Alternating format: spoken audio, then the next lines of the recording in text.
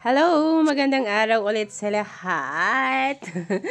Ayan, nandito tayo ngayon sa Tabeo, like sa may Kabayan, Benguet. So, ayan, magpapansin muna ako, 'di ba? Para naman makita nyo ako paminsan-minsan lang. O, 'di ba ang ganda ng lake, super lake. Tapos, eto na nga. Ayan, nadaanan namin yung mga riders. Ang dami ring naka-tent. So, pwede kayong mag-tent dito.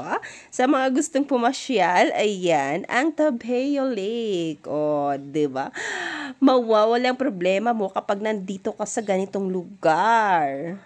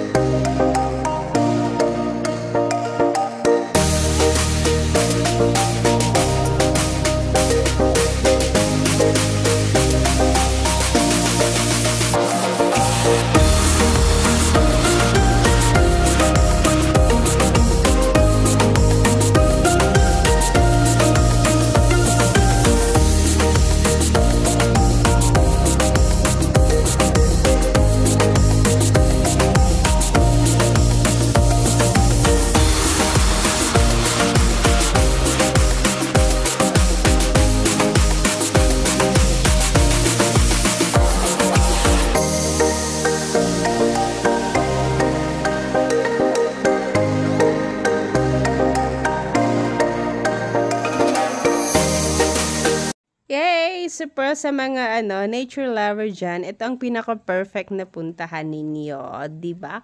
Pag manggagaling ka ng Baguio, pwede kang dumaan ng Bukod. Ayan, Kabayan na yan. Pwede ring dumaan ng Halsema Highway. Baba ka lang sa Bugyas, akyat ka ulit ng Kabayan. Pwede ring manggaling ng Ifugao. Syempre, via Tinok, akyat ka ng Tawangan. Kabayan na ulit yan. Sa mga gagaling naman sa, sa bandang tawag nito, sa Nueva Vizcaya, dan ka ng Sagada, Bontoc, 'di ba? Bontoc, tapos ayan, dadaon ulit ka ng Waabatan, Bugyas. Pwede ka nang umikot dyan, akyat ka pabalik ng Baguio.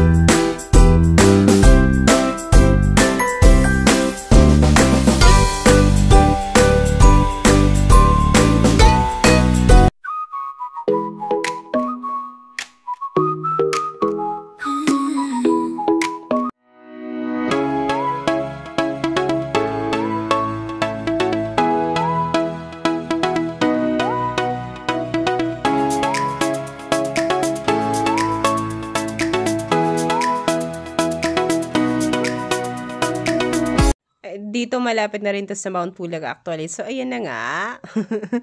Paalis na kami. So, nakita ninyo, ayan na yung garden. O, diba? Tapos lake. Tapos sa likod niya, bundok. O, diba? Yan, pak na pak. Sa mga hindi pa nakapasyal dito, pasyal na po kayo. Maraming lake po sa Kabayan. Sa mga gustong iba, sa mga gusto pang pumunta ng ibang lake, puntahan na rin ninyo pag pumunta kayo dito para hindi kayo magsisi. So, ayan, malapit na ulit tayong matapos. So, thank you so much. Sa mga hindi pa nakasubscribe, kindly subscribe po sa aking channel. Salamat ang inyong lingkod, Chi Diaries. Thank you!